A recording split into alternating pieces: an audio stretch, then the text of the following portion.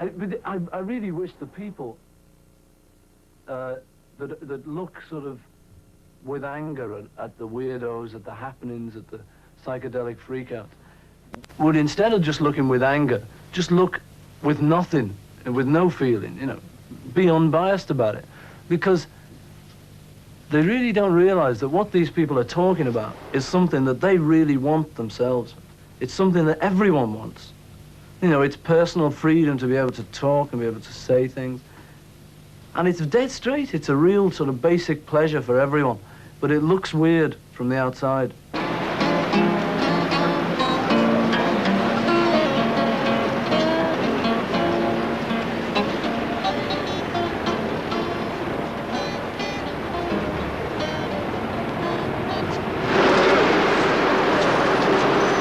It's true!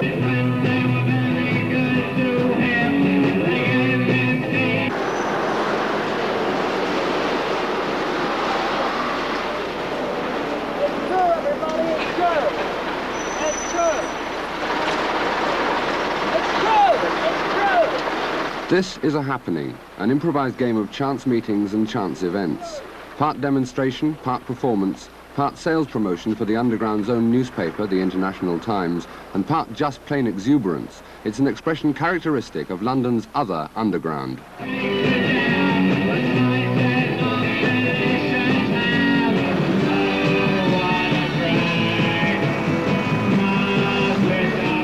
It's a revolution of youth against the old values of society. It's not a political revolution in the sense that there's no actual party to support. We're like Marx and we're like Christ too, you know. So. I think if people feel that what we're doing is disrupting their order, then what we're doing is anarchy.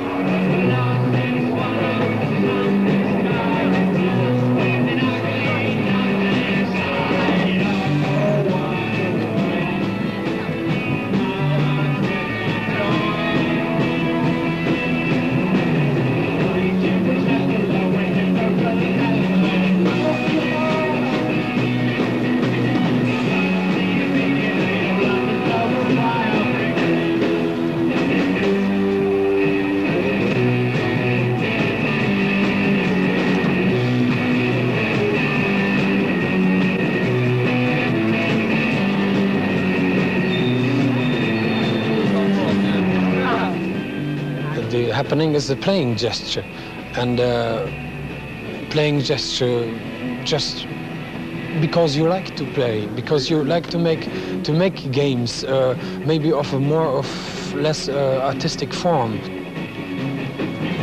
A lot of people who come into the scene from outside, the London scene that is, have had a little difficulty assimilating how sweet everything is.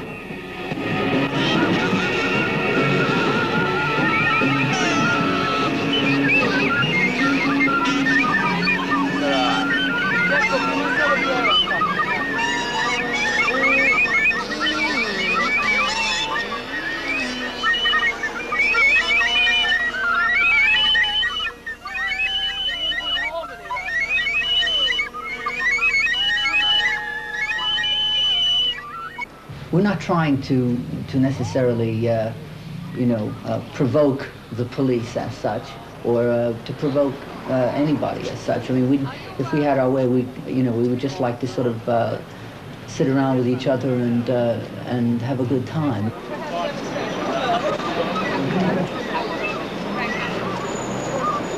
Do you mind taking anything right away? The London scene as such, the subject of this film, as I understand it, really began, if you want to put a date on it, in May 1965. An organization, a very loosely organized organization called the Poets Co-op, organized an international poetry reading, conference, seminar, what have you, in the Albert Hall. And with almost no organization, no publicity, complete chaos surrounding it, managed to cram the Albert Hall, which holds, I think, something like 7,500 people, full of young, enthusiastic sincere poetry enthusiasts who heard some of the top young poets living today from all over the world, Dutch poets Simon Vicanu, Americans Ginsberg and Corso and Ferlinghetti, the young English poets, and it was quite an occasion. And I think that will probably be, if any historian ever puts a date on the scene, that will probably be the first date.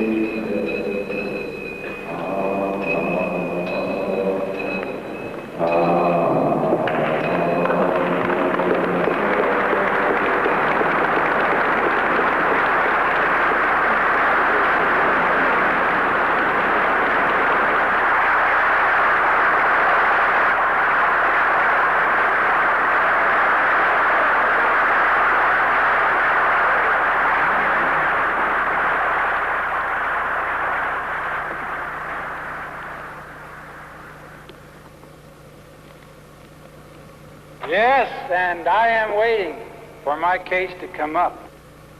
And I'm waiting for Voznesensky to turn on with us and speak love tonight.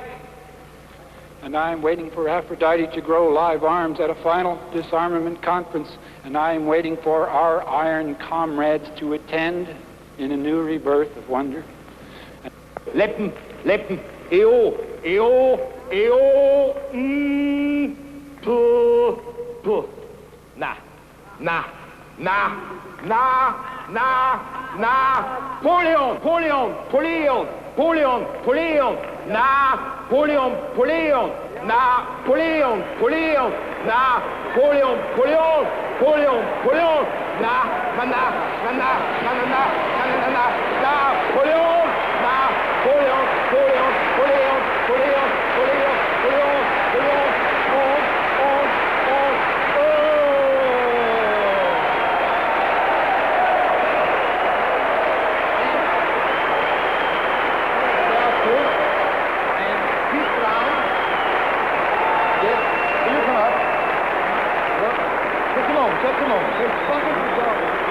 Over for now the vomit, invisible skull, the fear of bones, the grasp against man and woman and babe.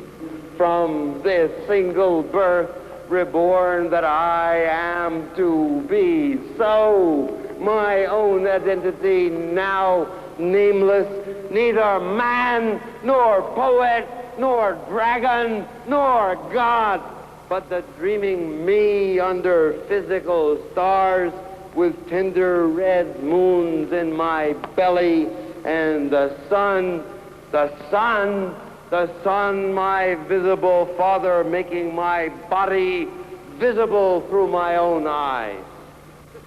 The one thing interesting about that scene was that that particular poetry conference was the fact that it was completely publicized, almost in the main by posters, bill posters stuck up all over London.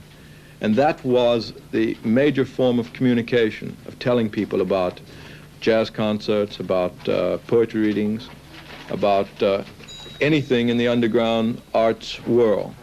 The International Times newspaper was an attempt to systemize a little bit the whole kind of underground communication system around the world. That's why, to a certain extent, we have the name International, because we are selling the paper in San Francisco, in New York, Amsterdam, Berlin, Buenos Aires, you name it. Anywhere that there are young people who are interested in contemporary ideas, in poetry, music, theater, politics, what have you. We started by coming together, a group of people, some in the theater, some in mixed media, myself in journalism. We came together and decided it had to start because the mood of the times had changed.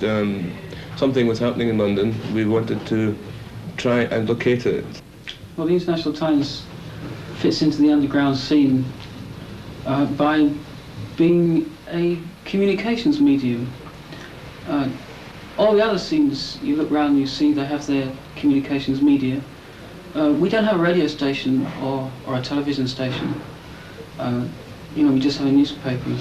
We get our information from people who have never had an outlet before. Say they have a new underground project going. They want to stage a procession. They're only too glad to contact the newspaper, and we're only too glad to print it. Our readers know we're dealing in this kind of information, and so they buy it. One of the whole points of the movement we're involved in is that there are so many different kinds of people getting together under what they're coming to realize is a common bond. I mean, people who are politically oriented, people who are completely apolitical, you know, but who have interest in you know, completely different fields like mixed media, rock and roll, anything like that, who 5 years ago would not be found dead on the same street corner, are now coming together, you know, and you know, feel that they're part of something that, you know, that has a common bond. If we get to the stage where we're less underground and we don't need our own information sheet, then we can devote our energies to doing something else. Personally, I think we should have a radio station. As soon as the opportunity comes, they'll start. Obviously, we want to get at people throughout the night. We want to tell them all the time, on the moment. Another more tangible plan afoot is to stage several issues of the newspaper in a theater. One idea I had was putting the editor in a barrel with only his head showing to read his editorial, because that's the way he feels when he writes an editorial, perhaps. Well, let's say it was the way he feels when he writes an editorial. He feels very contained and can't really say what he wants to say. Well, if we put him on stage, I mean, this might be something that people could see because it's behind the words. I think one of the things that's happening is that, and if a newspaper finally disappears, and there's no reason for it, it will be because words have become obsolete. Another way that that this is beginning to manifest itself is in the importance of posters. This is something that's happening in China now. I mean, there's nothing but posters in terms of communication in China. It can't happen here. It can't happen here. I'm telling you, my dear, that it can happen here. Because I've been checking it out, baby. I checked it out a couple of times. And I'm telling you, it can't happen here. Oh, darling, it's important that you believe me. Bop, bop, bop, bop. Yep. Good. Let me have a close-up. A modern version of the It Girl, the International Times girl. Indica Bookshop, where she's being photographed, is one of the headquarters of the group of people who've come to be known as the Underground. It's a stylish, airy room crammed with books, the records of groups like the Grateful Dead, the Fugs, and the Mothers of Invention, and a mass of small circulation periodicals from all over the world. In a sense, it's an ordinary retail bookshop serving a specialized community. But as well as being a bookshop, it's also an information center, meeting place, and post office for the underground. It's an environment for the young to meet, talk, and simply observe each other in. And it's one of the places to which the poets and provos of other countries automatically head when they arrive in this country. Yes? Right. This way? Yep. Just move into it and twirl it. Yep. Fine. Right, stop.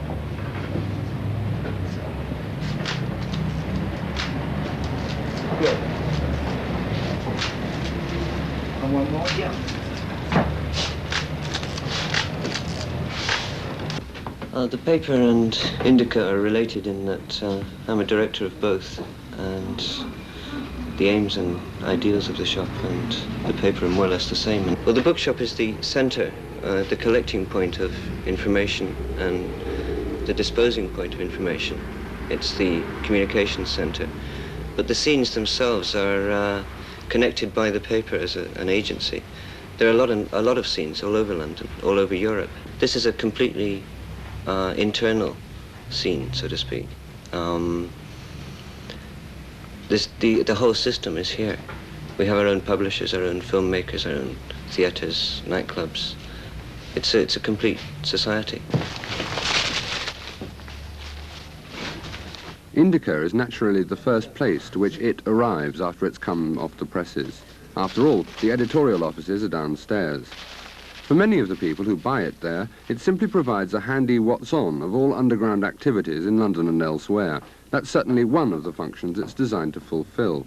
For the rest, it's an odd mixture of the sort of aggressive, crusading journalism characteristic of the British press 50 years ago and something more modern, a frank, chatty attitude to drugs and the underground in general, which to many people would seem brazenly uncritical and irresponsible. The people who work for the paper, writing for it, editing it and packing it off to subscribers all over the world, as well as free to anyone in prison, draw what money they can. For the most part, it's little enough. When the paper itself is not in dire financial trouble, what money there is shared communally.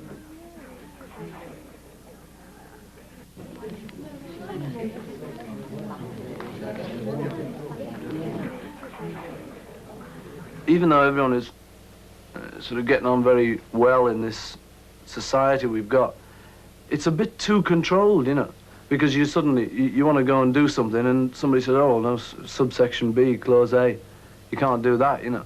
And you say, well, why not? Because, you know, I'm a human being and that, and haven't I got my rights? I say, well, yes, but you're not allowed to do that. And you say, well, you know, if it doesn't interfere with anyone, it must be okay. And they say, sorry, it still isn't, you know. So people have suddenly, I think a lot of people have twigged that this, they've shut themselves in a bit, you know. They've got all these rules for everything, rules of how to live, how to paint, how to make music. And it's just not true anymore, you know. They don't work, all those rules, because you can't apply them, because it means then that you're assuming that you know it all, you know, and the primitive man, us, and something else, you know, and we don't know it all yet. And so all of this gang of people from International Times, Indica, and the whole scene, you know, is trying to see where we are now, and see what we've got around us, see any mistakes we've made, straighten them out. You know, it's just a straightforward endeavor kind of thing, you know, just to do something. Yeah. Other than what's been done before, because what's been done before isn't necessarily the answer. There could be another answer, you know. One place where another answer has been attempted is the Roundhouse, a huge domed building which used to house a train turntable and now houses plays, parties, bizarre bazaars and light and sound shows. It's the Underground's experimental theatre, nightclub and marquee rolled into one. The great thing is happening sort of all the way through, the great cleavage between the generations and their interests. The theatre is a very interesting example of this, in that you could say pretty safely that there's been absolutely nothing happening in the West End theatre in the last 3 or 4 years which is of any relevant interest to anyone who's under about 30 or so. In the search to try to make the arts stretch and change to fit in the demands of a new audience, the walls between the media have been breaking down, so that one day a poet finds out he needs to make a painting or something to complete a poem, or a painter discovers that his picture needs to have words coming out of it, or needs to make sounds when people touch it. And the theater begins to find out about computers and the fact that computers can write plays and computers can be plays, and the musicians discover the tape recorder, who in turn discovers the musician. And this is all moving towards a unity, which when we find it, that's when we'll need to start crystallizing things. Throughout the scene, there is a deeply felt dissatisfaction with the theatre, both as a building and as a form. To them, it is an absurd situation to have special places for plays, plays where the audience is separated off arbitrarily from the action by the convention of the stage area. A happening, in their sense, is a play, just something going on within an environment, something which overrides the distinction between actors and audiences. This takes place, for example, in a bookshop basement. The scene from the People show is an intense self-mocking ritual in which the actors disembowel a man and dissect his dreams and achievements in a grotesque parody of a butcher's shop.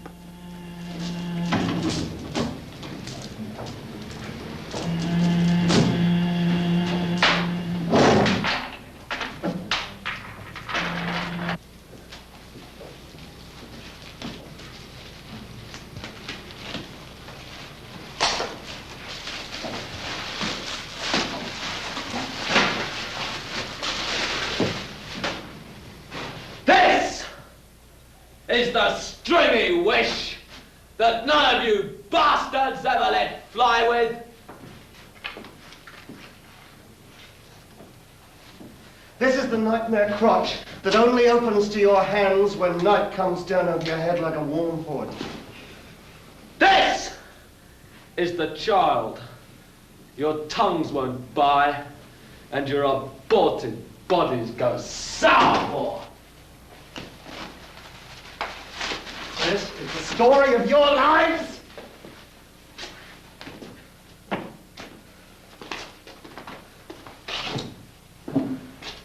These are the trophies, the shed skins, the old dreams, the left placentas of the little birds of vanity that young men think they can race across the roofs of the city like pigeons.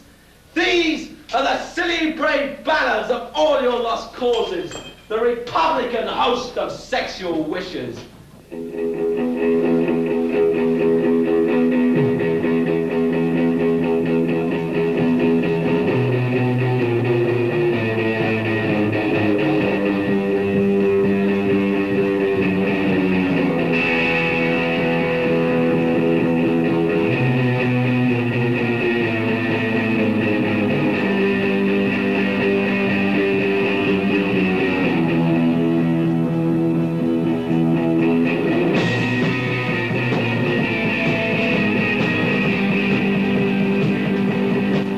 Pink Floyd, once called the Underground's House Orchestra. On Friday nights, they and other groups play at UFO, UFO, unidentified flying object, a nighttime environment where films, projection and music make the Underground's nightclub a huge entertainment scene. For the rest of the week, it is improbably an Irish dance hall. It's here that the Underground becomes most obviously a young people's movement. The only people over about 30 are reporters come to investigate what's going on.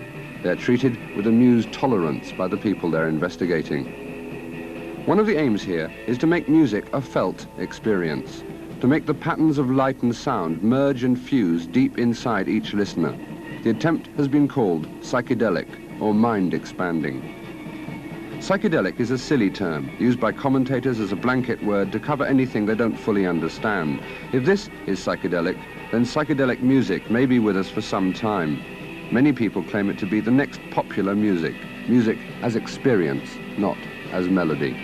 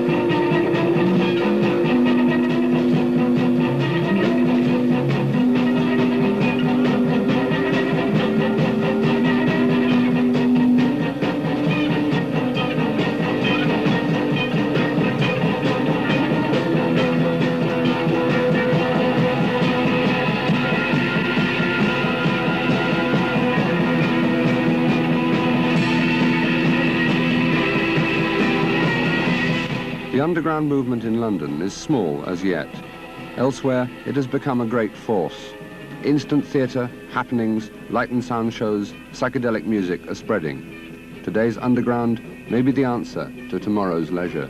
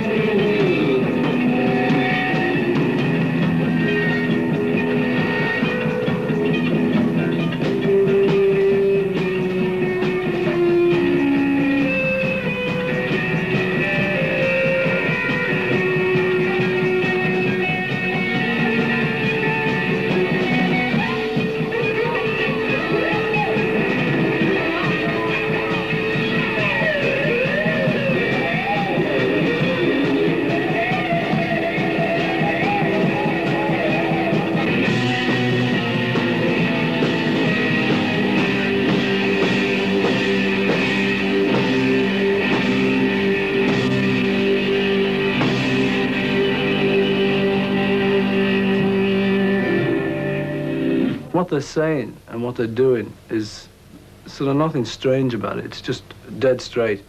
But it's that they're talking about things that are a bit new, you know, and they're talking about things which people don't really know too much about yet. And so they tend to get, you know, people sort of put them down a bit and say, you know, weirdo, psychedelic and things.